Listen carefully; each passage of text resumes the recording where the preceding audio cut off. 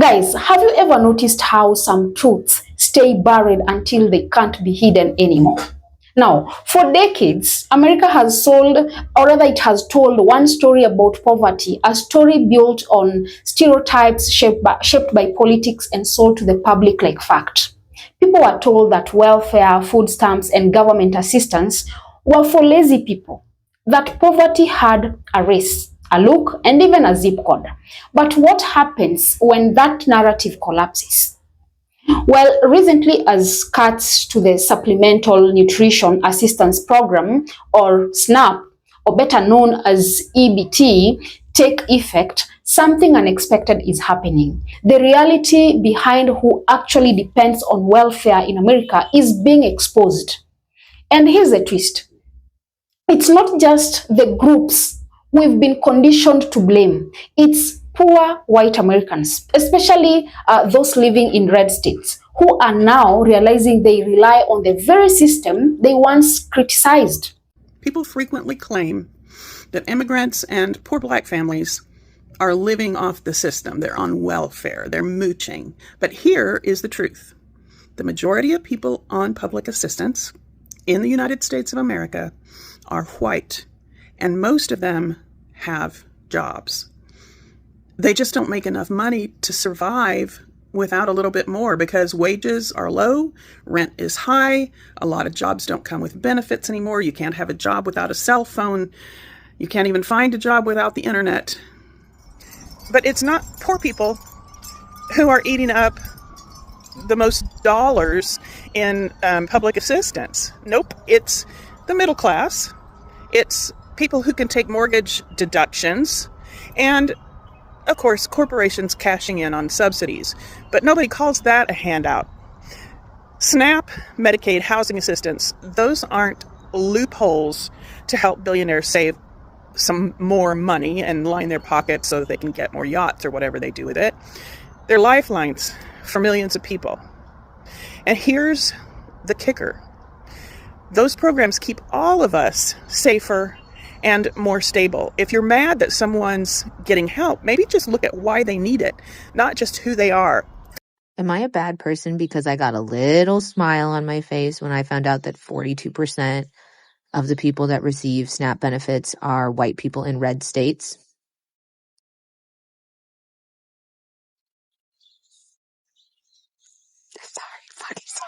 Did y'all see the video of the man saying that white people were mad because they thought SNAP benefits were only for black people, and now that they're mad that their food stamps are being taken away too? What? Except I lived in the South, so I have seen this before. Matter of fact, my best friend, I met her in college and she was pregnant, okay? That little boy, sweetest little boy, but she was on like WIC and food stamps and healthcare and everything too, right? As she should be. She needed the help. She needed the assistance, okay? We were driving the car one day. She would not shut the fuck up. She was like, I'm so mad at people taking my tax dollars and blah, blah, blah, blah, and we shouldn't be paying for other people's healthcare and I don't want to pay for other people's food. And I finally go, girl, you know you're the other people, right? And she was like, huh? And I was like, the health insurance that made you be able to take your little boy to the doctor yesterday, I paid for that. The food that you eat that you put on your table, I paid for that. My tax dollars paid for that. Look, you are the people that you're talking about. How are you going to sit here and trash talk people when you are the people? Like, you have WIC, you have food stamps, and you have health insurance for you and your child. And you're going to sit here and trash talk people who use government aid. What? And anyways, they're mad now. They're mad now that their shit's being taken away too. Okay, did we all share the brain cell today, or what? Finally, you get to see the true America. The stipulation has always been that black people are lazy, that black people are on welfare. Well, guess what? A lot of poor white people in the red states are now crying that they're not getting the EBT money from the EBT cards. Why? Because they are on welfare. They have 7 and 8 kids. Now the truth is coming out since Trump has slashed funding for the EBT and the SNAP programs. You see how many white people now are on welfare. So all this mythical stuff about black people being on welfare, oh, oh, it's the blacks, it's the blacks, it's the blacks. Now you're seeing the real America, that it's not only black people on welfare, that there are a lot of white people on welfare also. There are a lot of white people, a lot of poor people living in those red states, and those red states that voted for Trump are now getting hit hard.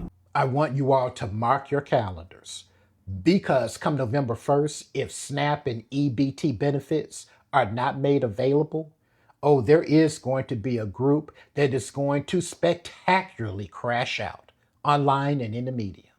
But it's not going to be the group that many people think that it will be. This country has long lied on Black Americans, saying that we're lazy, that we always have our hand out, that we always play the victim, and that we are the majority recipients of government assistance. One of the most damaging and devastating racist lies that have been told about our community is that our Black American women are welfare queens who have babies out of wedlock so that they can subsist on government assistance. Some members of our own community even have internalized that lie and believe it. But it is a lie.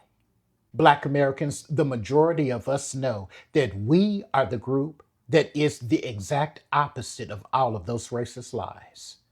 Y'all, I got some tea to spill that is unfortunate and real. So apparently, I got to change glasses for this. Apparently, there are people in the South that are freaking out because they did not realize that their food assistance was called SNAP, because they were under the impression that SNAP was only for people of color. They honestly thought that the SNAP benefits, which used to be called the food stamp program, it used to be called food stamps, they changed it to SNAP to take away the stamp. They didn't realize EBT, WIC, and all of that all are under the SNAP program, I believe my kids. They honestly thought it was separated by race. And I'm just sitting here in just awe and gross disdain that they are going to lose the benefits they had because they were so misled about what these benefits are and who they go to. Y'all, there is no such thing as race-based aid. Well, to understand the scale of what's happening, you have to understand how SNAP works. It's America's largest food assistance program designed to help low-income families put food on the table. Millions rely on it every month, from single mothers and veterans to the elderly and the disabled. But recent cuts under the Trump administration have left millions uncertain about whether they'll get their benefits. The shocking part is not just who is being affected, but how this whole situation is being used as a political chess move. The first thing the crisis exposed is the myth of racialized poverty. For years, America painted welfare as black issue. Conservative media pushed the image of the so-called welfare queen, a racist caricature meant to shame and stigmatize black communities. But when these SNAP cuts hit, that mask, it fell off. Suddenly, reporters started hearing from poor white families, many from rural conservative areas, crying out that their EBT cards weren't refilling. Families with 6, 7, even 8 children, people who voted Republican, who cheered the rhetoric about cutting entitlement programs, were now realizing that they were part of the very system they condemned. And this is where things get truly revealing. According to multiple reports, the USDA and the Trump administration, they know that there is 5 to 6 billion contingency fund available, money specifically set aside for a situation like this. SNAP is actually designed not to run out, even during government shutdown. That is what the fund is for. But here's the kicker. They are allegedly choosing not to use it. The administration, fully aware of the money sitting there, is reportedly withholding it for political reasons. Guys, there is money on the table. food on standby, and a government choosing not to act. One source even said it's better for them politically to let millions of Americans go hungry and then play a political game. That is not mismanagement, that is strategy. And it's a brutal reminder that hunger in America isn't always an accident. Sometimes it's a weapon. Now, let's think about this clearly.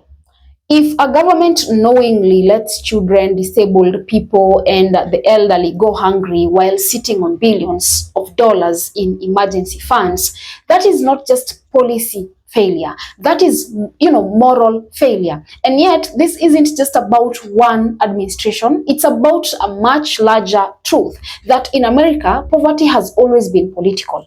For decades, politicians have used welfare as a tool of division. They've made sure that white Americans believe poverty is someone else's fault, that those people are lazy, undeserving, and dependent.